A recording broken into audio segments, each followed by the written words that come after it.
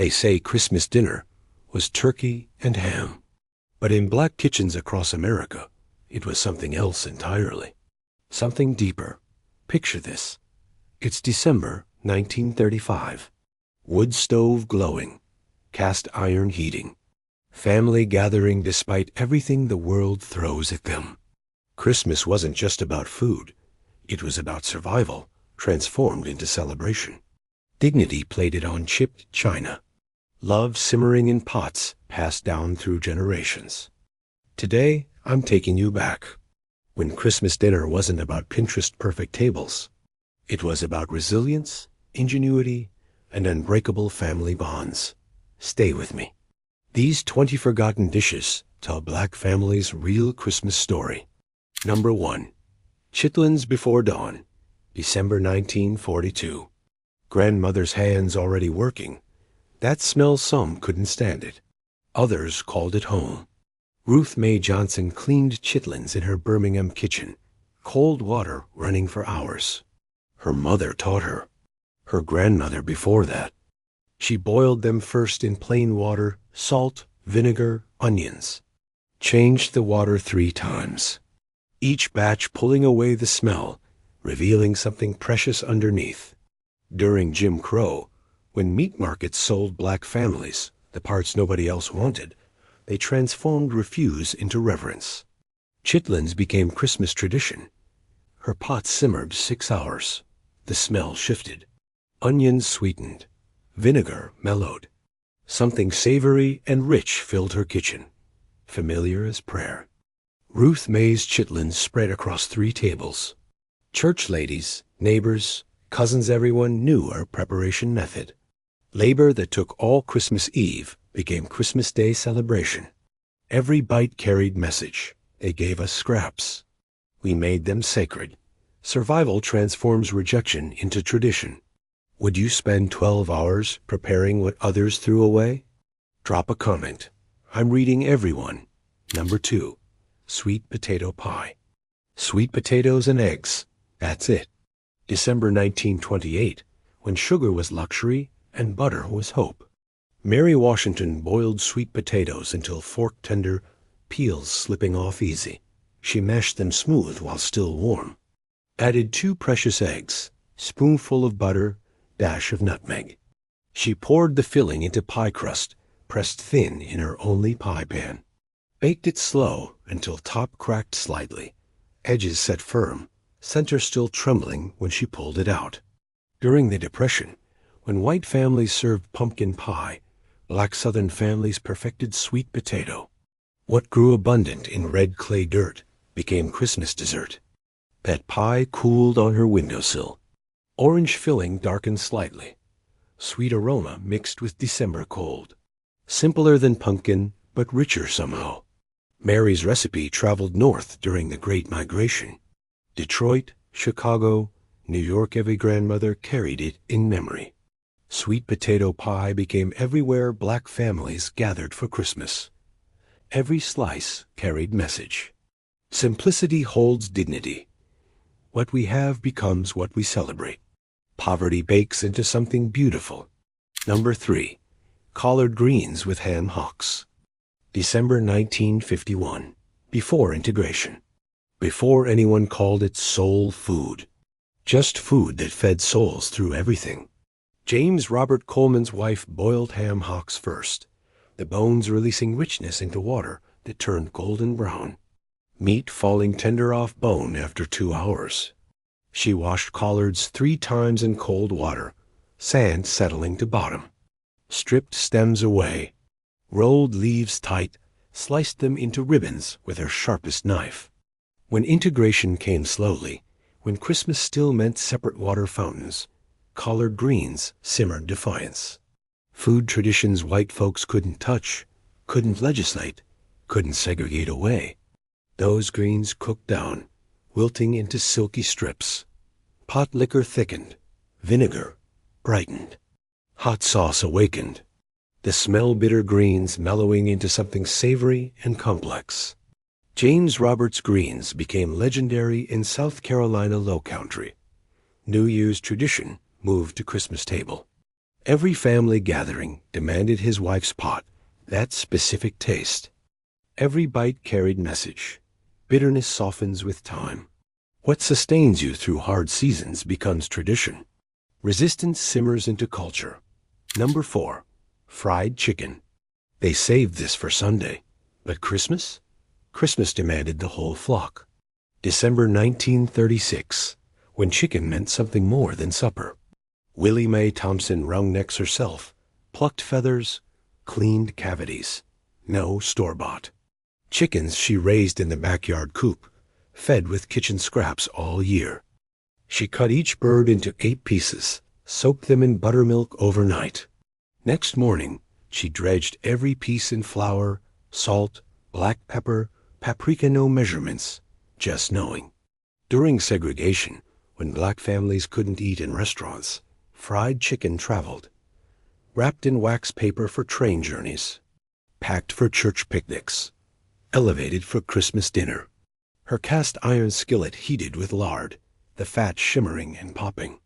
She laid chicken pieces in carefully, skin side down, listening to that instant sizzle. Willie Mae's fried chicken crowned every Christmas table.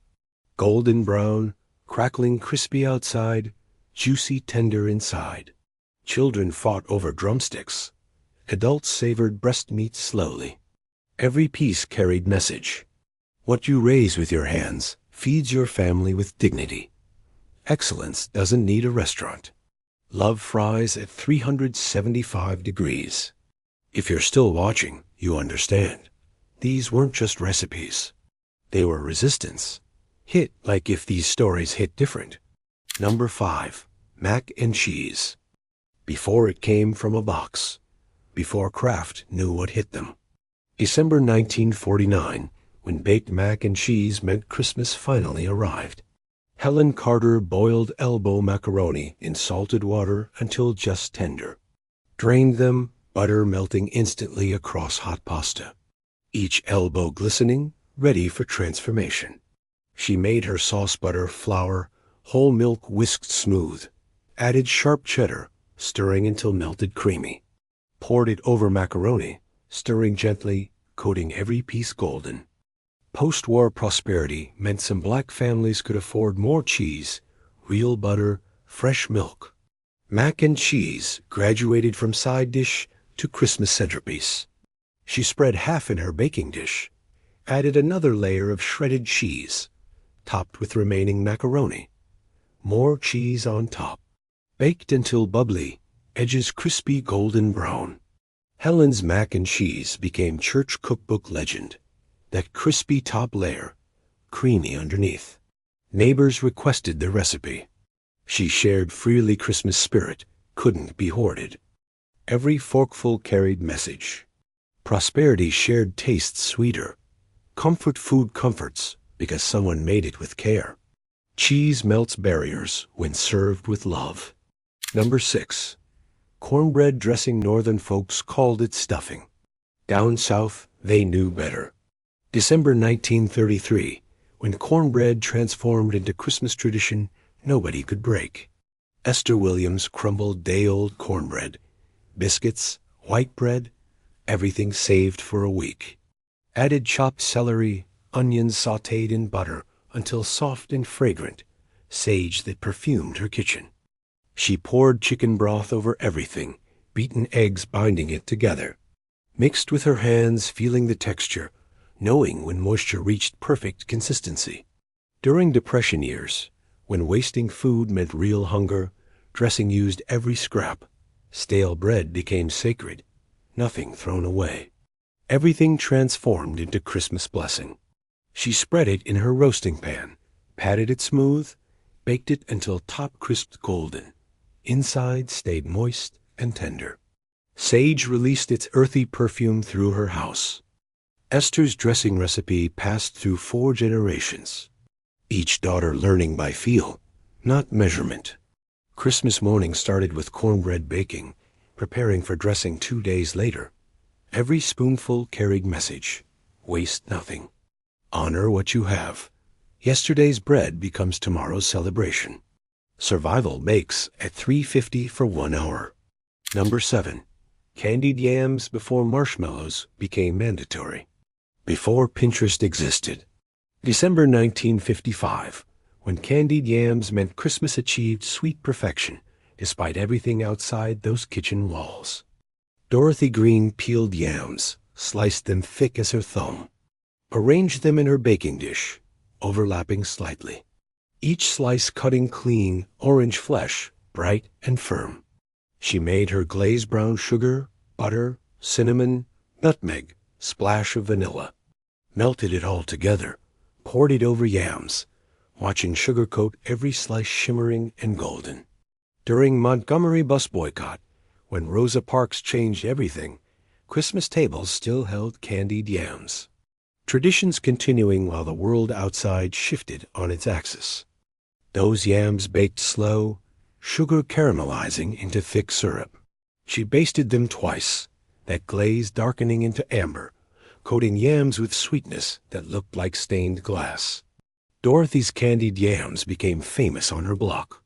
That perfect balance, sweet but not cloying. Yams tender but holding shape. Everyone asked her secret. She smiled, said prayer and patience. Every bite carried message. Sweetness survives bitter times. What grows from dirt becomes dessert. Resistance tastes like brown sugar melting into hope. Would you have kept Christmas traditions while boycotting buses? While fighting for dignity? Drop a comment. I want to know your family's stories. Number 8. Ambrosia salad. Coconut, oranges, marshmallows. December 1947, when ambrosia salad meant prosperity finally reached black families' Christmas tables. Something beautiful, something light. Margaret Phillips peeled oranges, separated segments carefully. Added canned pineapple chunks, miniature marshmallows, sweetened shredded coconut. Folded in whipped cream, everything coated white and fluffy. She chilled it overnight, in her refrigerator still new, still a marvel. That cold sweetness, fruit suspended in cream like something from a magazine. Post-war years meant some black families accessed foods previously unaffordable. Canned pineapple from Hawaii. Coconut from somewhere exotic. Marshmallows like little clouds. Christmas meant we made it. That salad emerged Christmas morning, bowl glistening.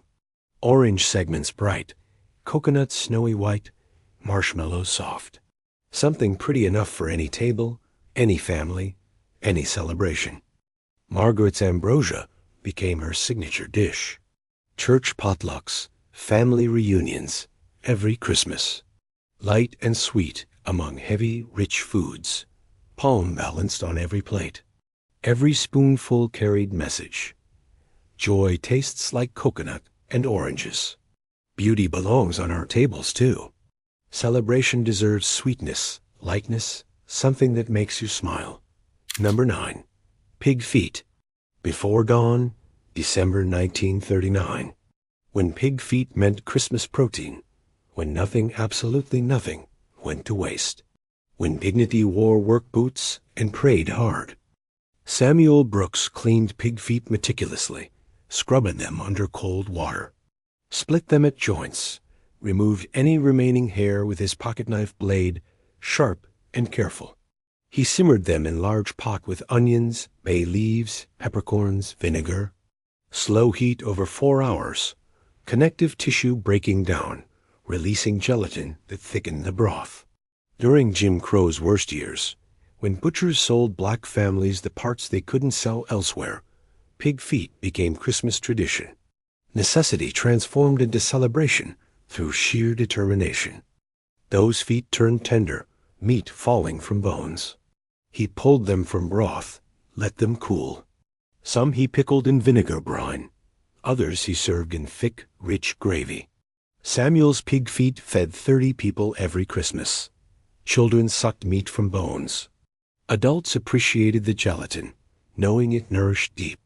Nothing fancy. Everything needed. Every bite carried message. They gave us their scraps. We made them our feast. Dignity doesn't depend on which part you're served. Love simmers anything into sustenance. Number 10.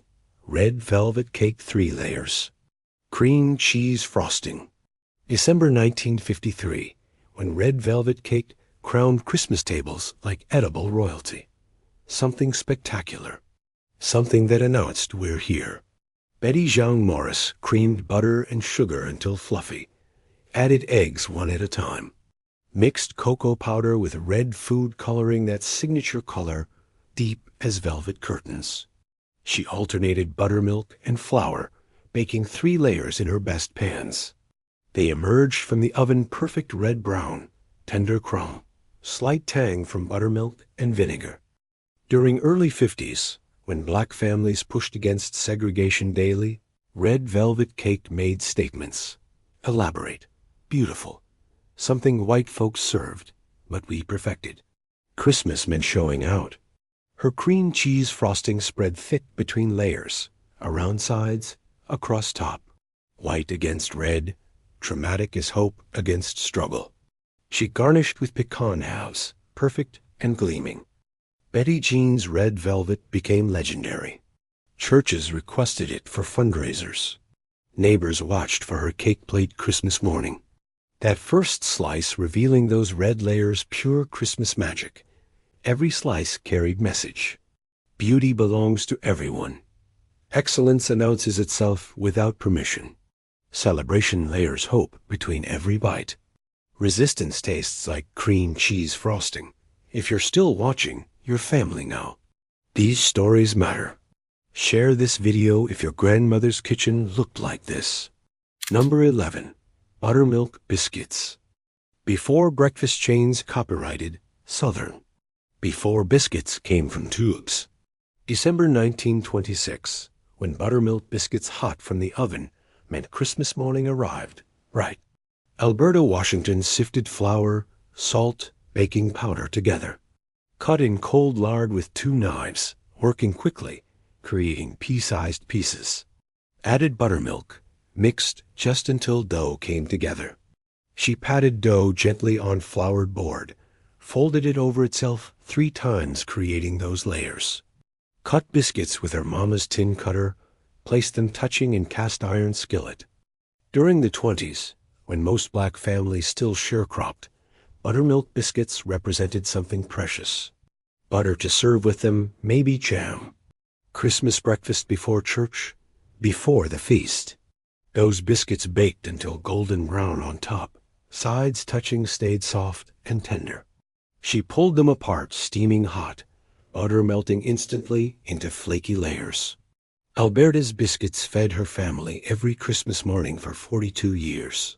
That same cast-iron skillet, same tin cutter, same gentle hands creating morning miracles. Every biscuit carried message. Morning starts with something warm. Family gathers around simple perfection. Love folds into layers you can pull apart. Hope rises at 425 degrees. Number 12. Pecan pie corn syrup. Pecans, eggs. December 1944, when pecan pie meant Christmas sweetness during wartime rationing. Something rich. Something that lasted on your tongue long after. Clara Belle Thompson beat eggs with corn syrup, melted butter, vanilla, pinch of salt. Stirred in pecan halves, she picked them herself from trees behind her Mississippi house. She poured filling into pie crust, arranged pecans on top in concentric circles. Baked it slow until center set, but still trembled slightly when she tested it.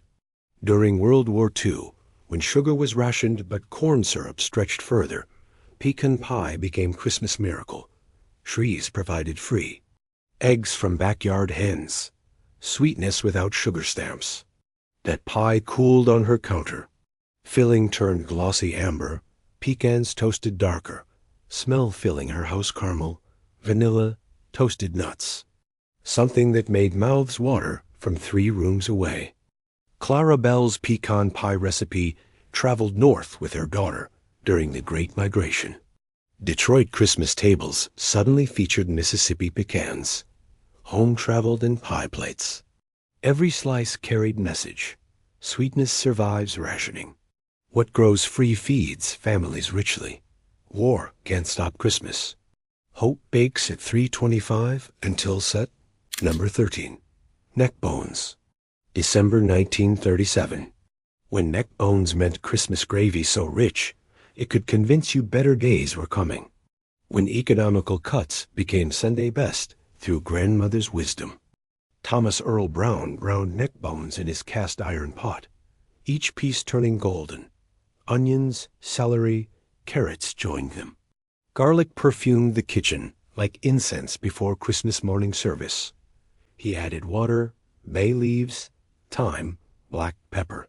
Simmered them low for 3 hours, checking occasionally, adding water, watching meat fall tender from bones, releasing every bit of flavor.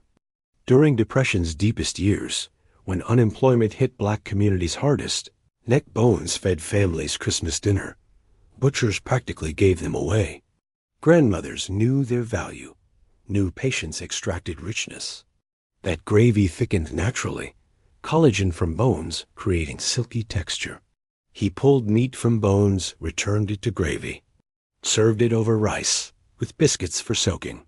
Thomas Earl's neck bones became Christmas tradition his children remembered 70 years later. That gravy, thick as love, rich as patience.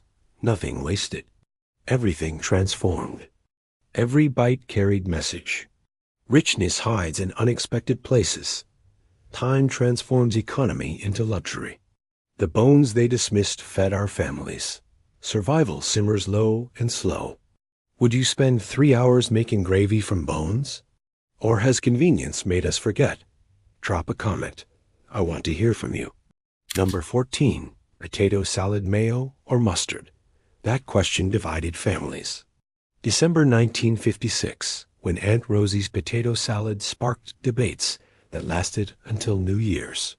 Christmas wouldn't be Christmas without the argument. Rosie Jenkins boiled potatoes until just tender, drained them, let them cool slightly. Cubed them while still warm, they absorbed dressing better. Added chopped celery, onions, hard-boiled eggs. She mixed her dressing mayonnaise, yellow mustard, sweet pickle relish, splash of pickle juice. Salt, black pepper, paprika on top. Stirred everything gently, coating every potato cube evenly. During the 50s, when black families gained economic ground, potato salad became Christmas status symbol. Store-bought mayo, fresh eggs, celery that stayed crisp. Progression tasted like cold, creamy potatoes. That potato salad chilled overnight, flavors marrying while everyone slept. Christmas morning, she garnished with paprika, sliced eggs, parsley. Bowl looked like something from a magazine. Rosie's potato salad recipe stayed secret until her deathbed. She finally wrote it down, measurements and all. Her daughters still argue whose version tastes most like hers. Every forkful carried message. Family recipes spark loving arguments. Secret ingredients stay secret for a reason. Tradition tastes like your aunt's potato salad, never quite replicated perfectly. Number 15. Pound cake, 1 pound each. Butter, sugar, eggs, flour. December 1948, when pound cake meant Christmas baking perfected through precision. Something dense. Something that lasted. Something that traveled well. Evelyn Carter creamed 1 pound of butter with 1 pound of sugar until fluffy and pale. Added eggs one at a time, beating well between each. Folded in 1 pound of flour gently, preserving air. She poured batter into her tube pan, baked it low and slow. No leavening needed, just eggs, butter, sugar, flour, creating something greater than their sum. Post-war years meant butter flowed again. Real butter, real sugar, no ration stamps. Pound cake announced prosperity quietly. Dense, rich, lasting economic security, you could slice and serve. That cake baked 90 minutes, filling her house with vanilla sweetness. Golden brown crust formed, center stayed tender and fine-grained. She tested with a toothpick pulled clean. Evelyn's pound cake became her Christmas gift. She baked 6 every December, wrapped them in wax paper, delivered them to neighbors. Slices lasted a week, staying moist and tender. Every slice carried message. Simplicity reaches perfection through proportion. Richness doesn't need frosting. What lasts matters more than what impresses. Butter, sugar, eggs, flour, that's celebration enough. Number 16. Oxtails. December 1959. When oxtails meant Christmas splurge. When special occasions demanded something that simmered all day, that made the house smell like patience and plenty. Robert Lee Thompson browned oxtails in batches, each piece turning deep mahogany. Fat rendered out, meat caramelized. He removed them, sautéed onions, carrots, celery in that beautiful fat. He returned oxtails to pot, added tomatoes, beef broth, red wine. Christmas meant splurging on wine. Bay leaves, thyme, peppercorns. Covered it tight, simmered 4 hours until meat fell from bones. During late 50s, when some black families gained middle-class status, oxtails became Christmas tradition. Not scraps anymore. Expensive cuts. Restaurant quality. Progress tasted like beef stew turned elegant. That gravy reduced into thick, glossy richness. Collagen from bones created silky texture coating every spoon. He served oxtails over rice, gravy pooling around meat falling apart tender. Robert Lee's oxtails became Christmas Eve tradition. The next day's feast featured ham, but Christmas Eve was his oxtails, his labor, his love simmering into something unforgettable. Every bite carried message. Patience transforms toughness into tenderness. What takes time tastes better. Progress means choosing the expensive cut. Love braises low for 4 hours minimum. If you're still here, you understand these aren't just recipes. They're resistance, they're dignity, they're love. Comment which dish your family still makes. Number 17, bread pudding. Day-old bread, eggs, milk. December 1931. When bread pudding meant nothing wasted, everything transformed. When Christmas dessert came from what others threw away. Lucille Washington poured stale bread into chunks, soaked them in milk and beaten eggs. Added sugar, vanilla, cinnamon, raisins if she had them. Let everything sit, bread absorbing custard completely. She poured it into her baking dish, dotted top with butter pieces. Baked it until golden brown, custard set, edges crispy, while center stayed soft and creamy. During Depression's deepest valley, when throwing away stale bread meant real hunger, bread pudding became Christmas miracle. Yesterday's breakfast transformed into today's dessert. Waste redeemed through ingenuity and eggs. That pudding emerged from the oven, top caramelized golden, smell of cinnamon and vanilla filling her kitchen. She made whiskey sauce butter, sugar, egg, herb and poured it over warm, watching it soak in. Lucille's bread pudding fed Christmas guests for 30 years. That combination of crispy top, custardy middle, warm whiskey sauce. Proof that poverty couldn't stop celebration, couldn't stop joy. Every spoonful carried message. Transformation trumps waste. Yesterday's bread becomes today's miracle. Nothing is too humble for Christmas table. Redemption bakes at 350 until golden. Number 18. Baked ham with pineapple. December 1952. When baked ham with pineapple meant arriving somewhere. When Christmas centerpiece announced progress. When the table looked like magazine photos when you'd made it.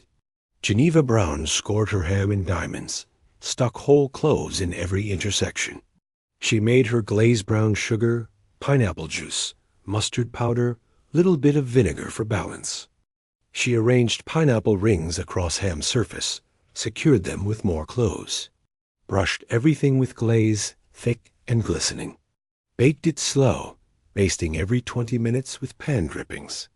During early 50s, when some black families entered middle class, baked ham meant Christmas opulence. Spiral cut from the butcher, canned pineapple from Hawaii, cloves imported from somewhere exotic. Progress glazed at 325. That ham emerged from the oven mahogany brown, pineapple caramelized golden, glaze forming shiny crust. She let it rest, carved it thin, each slice rimmed with sweetness. Geneva's ham crowned her Christmas table 43 years straight. Children remembered that first bite, salty, sweet, tender meat pulling apart easily. Christmas tasted like pineapple and cloves. Every slice carried message. Progress looks like glazed ham. Prosperity tastes sweet and savory. Christmas centerpieces announce survival, transformed into thriving. Hope bakes at 3:25, basted every 20 minutes. Number 19. Banana pudding vanilla wafers. Bananas, meringue. December 1946, when banana pudding meant Christmas ended sweet. When church cookbook recipe became family legend. When simple ingredients created something everybody remembered forever. Martha Louise Green made her custard milk, sugar, egg yolks, vanilla. Stirred it constantly over low heat until thick enough to coat her wooden spoon, patience preventing any scrambling. She layered vanilla wafers in her dish, sliced bananas over them, poured custard warm over everything. Repeated layers wafers, bananas, custard until dish filled. Topped with meringue beaten stiff, peaks standing tall. Post-war years brought bananas back regularly. During the war, they disappeared completely. Banana pudding's return to Christmas tables meant the world healing, trade routes opening, normalcy returning slowly. That meringue browned golden in her oven, peaks toasted perfectly. She pulled it out, let it chill overnight. Next day, wafers softened slightly, bananas stayed firm, custard set creamy and rich. Martha Louise's banana pudding became her church's most requested dessert. Every potluck, every Christmas, everyone asked for her recipe. She shared it freely. Banana pudding wasn't meant for hoarding. Every spoonful carried message. Sweetness should be shared. Simple ingredients create lasting memories. What everyone requests matters more than what impresses. Joy chills overnight, serves cold, tastes like childhood. Number 20. Hot water cornbread. December 1924. Last dish cooked. Hot grease crackling. When hot water cornbread meant Christmas meal complete. When the simplest thing finished the feast. When 3 ingredients became perfection. Annie Ruth Collins mixed cornmeal with hot water, pinch of salt, stirred it into thick batter. Let it rest while her cast iron skillet heated, grease shimmering hot enough to make batter sizzle. She dropped spoonfuls into hot grease, watching them puff and brown. Flipped each one when edges crisp golden, cooked the other side. Drained them on newspaper, grease soaking through gray newsprint. During the 20s, when most black families lived rural, hot water cornbread accompanied every Christmas green, every pot of beans, every celebration. Cornmeal from the mill, water from the well, grease rendered themselves. Those cornbread rounds emerged crispy outside, tender inside. She piled them on a plate, served them hot, watching family grab them before sitting down. Some crumbled them into pot liquor. Others ate them plain. Annie Ruth's hot water cornbread fed 4 generations of Christmas dinners. That same cast iron skillet, same 3 ingredients, same love making something from almost nothing taste like everything. Every bite carried message. Simplicity feeds multitudes. 3 ingredients create perfection. The last dish cooked completes the feast. Home tastes like hot water cornbread, crispy and simple, and exactly right. 20 dishes, 40 years. Countless Christmas tables where black families celebrated despite everything. Despite segregation. Despite depression. Despite wars and rationing and injustice outside those kitchen doors. These weren't just recipes. They were resistance plated with dignity. Love simmered into tradition. Survival transformed into celebration. Every dish carried messages their hands passed down through generations. Your grandmother knew these tastes. Your great-grandmother perfected these techniques. These Christmas tables fed the people who fought for everything you have today. Which dish does your family still make? Drop it in the comments. Share this video with someone who remembers these Christmas tables. Let's keep these stories alive. Merry Christmas. And remember, the best recipes carry more than flavor. They carry history, dignity, and unbreakable love.